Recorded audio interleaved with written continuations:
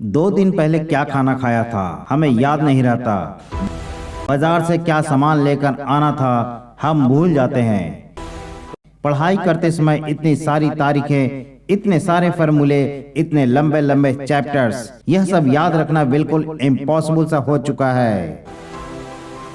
अगर आप भी सोच रहे हो कि कुछ ऐसा तरीका मिल जाए जिससे आपके ब्रेन की मेमोरी इंक्रीज हो जाए, तो यह वीडियो आपके लिए है, क्योंकि आज मैं आपको ऐसे 3 तरीके बताने वाला हूँ, ऐसे 3 एक्सरसाइज बताने वाला हूँ जिनसे आपकी मेमोरी इंप्रूव हो जाएगी, आपको चीजें ज्यादा याद रहने लगेगी, आपका ब्रेन पावर तरीके से काम करने लगेगा।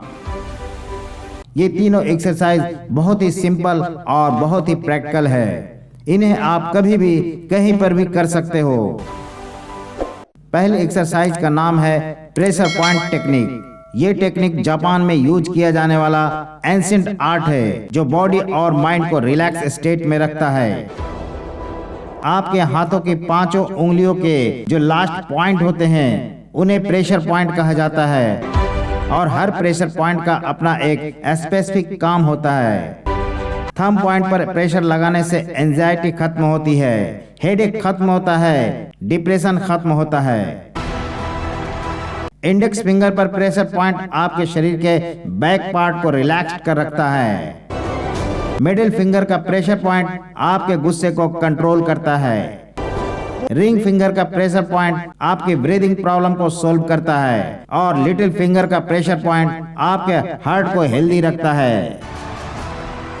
ये आपके टेंशन को दूर करता है, आपके अकेलेपन की फीलिंग को दूर करता है।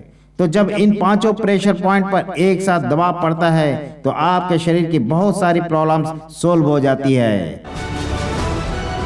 और इन प्रॉब्लम्स में से अधिकतर प्रॉब्लम हमारे ब्रेन से रिलेटेड होती है। तो ये 5 प्रेशर पॉइंट हमारे ब्रेन को रिलैक्स करने में बहुत ही मददगार होते हैं। तो जब भी आपको खाली टाइम मिले आप अपने उंगलियों के 5 प्रेशर पॉइंट को दबाइए, या फिर आप इस पोज का इस्तेमाल भी कर सकते हैं। इस तरह से दोनों हाथों को एक साथ रखने से आपके दोनों हाथों के प्रेशर पॉइंट्स दबते हैं, और आपको ये एक्सरसाइज करने के लिए अलग से टाइम निकालने की जरूरत नहीं है। आप किसी से भी बात करते समय या कोई काम करते समय इस तरह से अपने हाथों को रख सकते हैं। देखो, मैं आपको कोई जादू की छड़ी नहीं दे सकता, मैं आपको कोई दवाई नहीं बता सकता, कोई मंत्र नहीं बता सकता जिससे एक ही मिनट में आपका दिमाग तेज हो जाए, आपकी मेमोरी बढ़ जाए। किसी भी चीज को याद रखना, मेमोरी में स्टोर करके रखना हमारे ब्रेन के बहुत सारे कामों में से एक काम है। तो जब हमारा ब्रेन प्रॉपर तरीके से काम करेगा तो चीजों को याद रखने वाला काम भी ब्रेन बहुत ही अच्छे से कर पाएगा। तो अगर आप वाकई में मेमोरी पावर को इम्प्रूव करना चाहते हैं तो उसके लिए आपको अपने दिमाग की फंक्शनिंग को तेज करना पड़ेगा, और इस चीज में आपकी मदद करेगी ये दूसरी एक्सरसाइज जिसका नाम है स्टूप इफेक्ट। यहाँ पे बहुत सारे कलर्स के नाम लिखे हुए हैं, जैसे कि रेड, ग्रीन, पर्पल, जो कलर का नाम लिखा हुआ है। इंक का कलर भी वही है, लेकिन जब आप नीचे देखेंगे पर्पल, रेड, ब्राउन, तो यहाँ पर पर्पल कलर ग्रीन कलर से लिखा हुआ है।